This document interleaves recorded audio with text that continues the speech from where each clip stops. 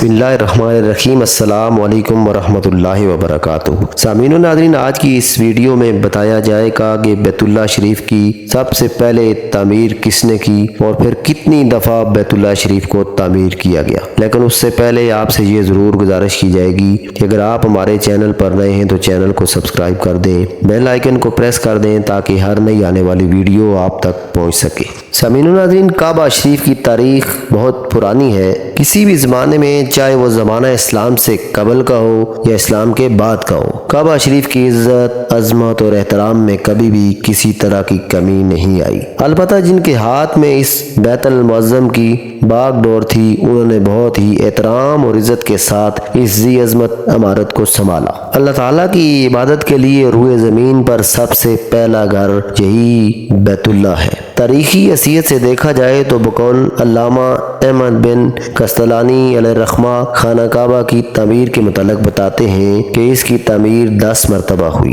پہلی مرتبہ خانہ کعبہ کی تعمیر حضرت آدم علیہ السلام کی تخلیق سے 2000 سال قبل ہوئی۔ اللہ تعالیٰ نے فرشتوں کو بیت المعمور کے نیچے زمین پر خانہ کعبہ تعمیر کرنے کا حکم ارشاد فرمایا۔ بیت المعمور فرشتوں کا قبلہ ہے جس کے ارد گرد 70,000 فرشتے روزانہ چکر لگاتے ہیں۔ جو فرشتے ایک دفعہ بیت المعمور کا چکر لگاتے ہیں پھر قیامت تک ان کی باری نہیں آئے گی۔ فرشتے زمین پر اترے اور جس جگہ پر اللہ تعالیٰ نے حکم دیا تھا بیت المعمور کے بالکل نیچے، وہاں پر انہوں نے خانہ کعبہ کی تعمیر کی۔ دوسری مرتبہ اس کی تعمیر اس طرح ہوئی کہ حضرت آدم علیہ السلام کو جب اللہ تعالیٰ نے زمین پر اتارا، حضرت آدم علیہ السلام کو وحشت محسوس ہونے لگی۔ اللہ تعالیٰ نے حضرت جبریل امین کے ذریعے حضرت آدم علیہ السلام کو حکم دیا کہ بیت اللہ شریف کی تعمیر کریں۔ حضرت جبریل علیہ السلام نے خط کھینچ کر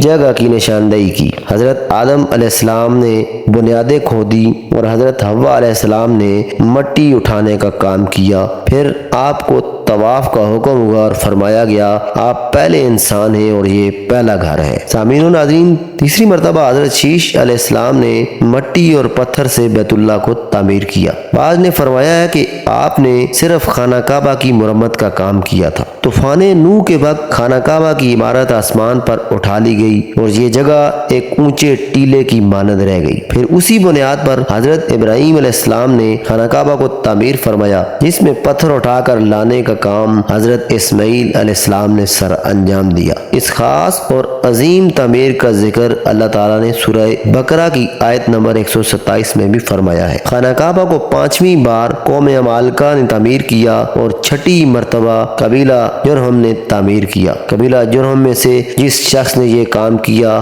اس کا نام حرس بن مداد اصغر تھا۔ پاکیزہ نسب رسول کے ایک فرد حضرت قصی بن کلاب نے 7ویں مرتبہ خانہ کعبہ کی تعمیر فرمائی اور آج سر نو بے مثال عمارت بنائی۔ ایک مرتبہ ایک عورت خانہ کعبہ کو دھونی دے رہی تھی کہ ایک چنگاری اڑ کر خانہ کعبہ کے غلاف پر گری اور آگ لگ گئی۔ اس سبب سے خانہ کعبہ کی دیواریں کمزور ہو گئیں تو مکہ مکرمہ کے معزز قبیلے قریش نے اسے دوبارہ تعمیر کیا، جس میں حضور علیہ السلام بھی شریک ہوئے۔ لیکن حلال سرمایہ کام ہونے کے باعث قریش کی تعمیر میں حتیم کو شامل نہیں کیا گیا۔ یزیدی فوج کی سنگباری سے جب خانہ کعبہ کی دیواریں شکستہ ہو گئیں تو حضرت عبداللہ بن زبیر نے 9ویں دفعہ خانہ کعبہ کو تعمیر کیا اور حتیم جو کہ قریش کی تعمیر میں شامل نہیں کیا گیا تھا، اس کو بھی شامل کر کے بنیاد ابراہیمی پر نئے سرے سے خانہ کعبہ کو تعمیر کیا گیا۔ 10ویں مرتبہ عبد الملک